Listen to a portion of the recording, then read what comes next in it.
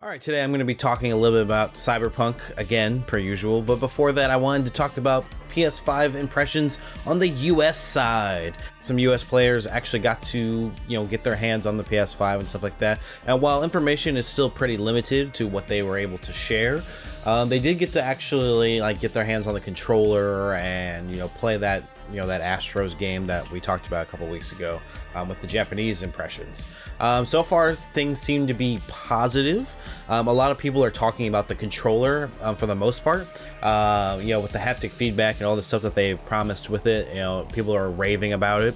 There are a few reviewers that are saying, it's kind of like the middle ground between, the PS4 controller and the Xbox One controller, which, even I can agree. Even as a PS4 player, I've always, that Xbox Elite controller was superb. As soon as I actually bought one of those for PC and started using it, I immediately could tell the quality compared, and that's what I was looking for out of Sony for a while. I was like, why don't they make anything to this grade?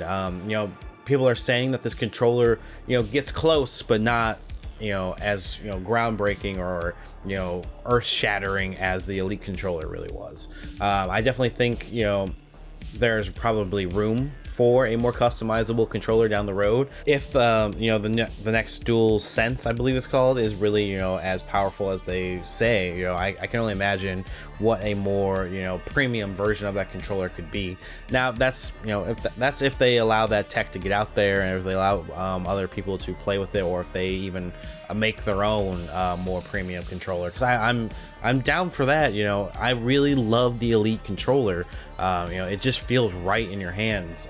But a lot of people are saying that the new design of the DualSense controller feels so much better now than the PS4 one. So I mean, only time will tell when I actually get to try that out. It'll be sometime next year, because I'm telling you right now, I'm not getting one right off the bat.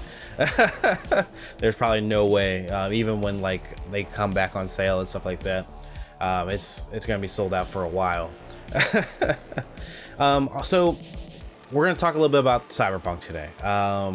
There was another delay, as you've probably heard. If you follow me on Twitter, you definitely saw my reactions there. That's at Amazing Nerd Live. It was delayed to December 10th. This is a day after they confirmed that there wouldn't be another delay again. They were on Twitter, boasting about it. I think it was an @Penguino asked, make sure this is actually coming out on its day. There won't be any more delays, and they said full confirmation. And then the very next day, execs come out and say we're pushing it back 21 days to December 10th. Like I've said before, take as much time as you need to make the game perfect. If you guys need more time, take the time. The release date is really put out for probably for people that invest in the company, rather, because they want to know when they're going to get a return on their investment. That's just how that works. They want to have a set date. It's less for the fans and more for them at this point, because I mean, we could wait forever. They don't need to put out a new release date every single time. If they had back in April, if they had said hey, we're changing the release date, we don't know just yet, but when we get closer we'll put out a more official one, I think that would have probably worked out. But people are definitely in disarray. A lot of people have taken days off and stuff like that. It was right around the corner at this point. We were under a month for the first time to actually play the game, and we lost it again. It was pushed back. It's a game that I'm super excited for. A lot of people are. It's disappointing, but it's what you would rather than put out a finished product than put out something that's really shitty or something with tons of bugs and shit like that.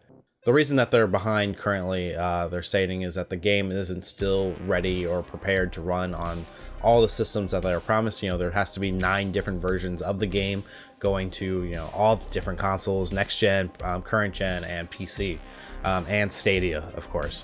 And they're trying to get all of those optimized properly while working at home was the official statement that they made. There are new rumors coming out left and right, not technically new since a lot of this was talked about before, but it was brought up before at one point that maybe this game might be too ambitious to run on the current consoles, PS4 and Xbox One.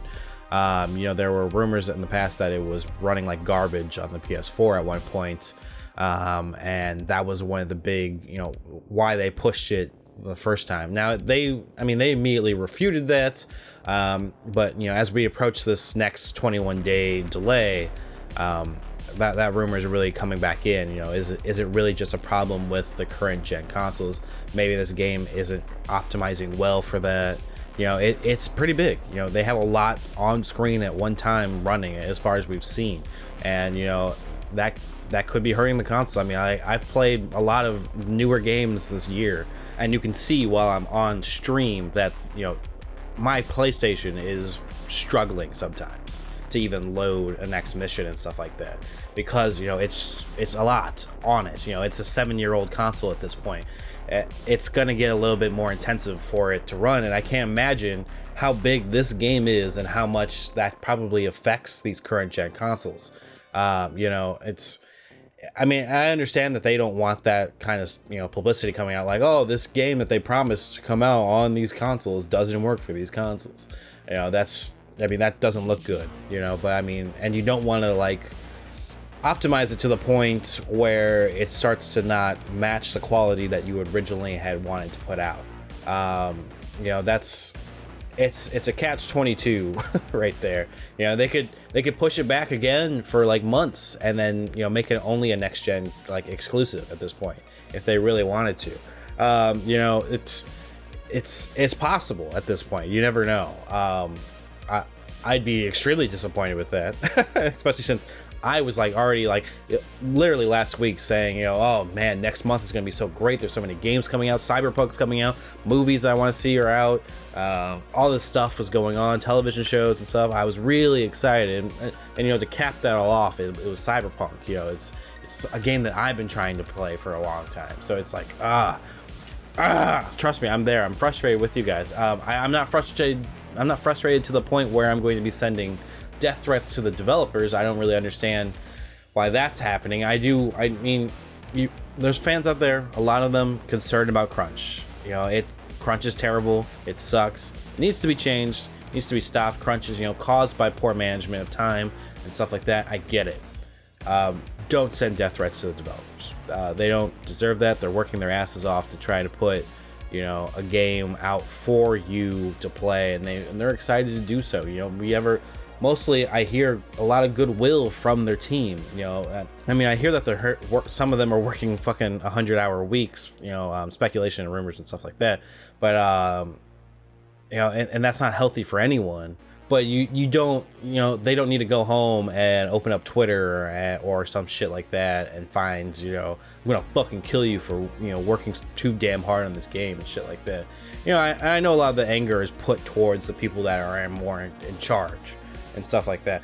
I just don't think it's necessary. I'm just gonna say that, crunch is happening everywhere. If you want crunch to end, push for legislation to stop, crunch in general, and make it so that people that are in charge just can't do it. Fucking there has to be some rules put in place to stop it in general.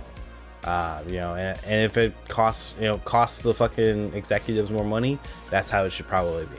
But only time will fucking tell with how all this goes.